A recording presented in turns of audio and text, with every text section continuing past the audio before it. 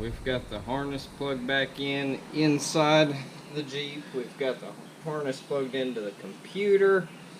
Computer's mounted. We've got the charcoal canister to mount up. I've got the fuel line to mount from the rail back up to the fuel injector rail. That's from the frame rail to the fuel injector rail.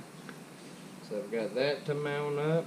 Couple more plugs, and then I can plug a battery into this thing, and well, I'm going to put the starter in first and the drive shafts, and then hook up the battery, and then we'll be able to give this thing a test fire.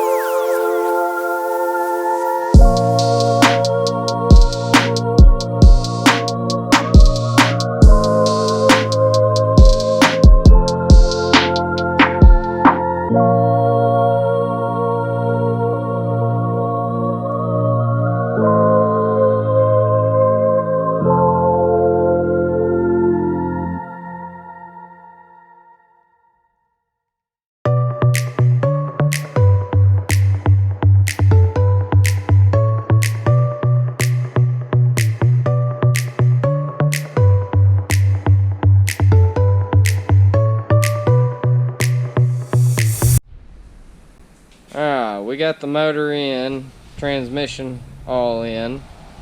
It does spin over, but we made a realization that there was a difference in the fuse box on the inside of the Jeep behind the dash. So it's not turning on the computer correctly for it to have fuel and spark like it's supposed to.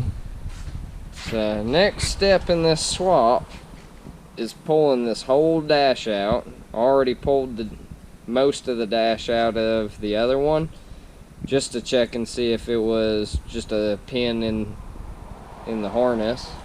Turns out it wasn't a pin. We need the whole fuse box and everything, so looks like we might be swapping AC into this one too.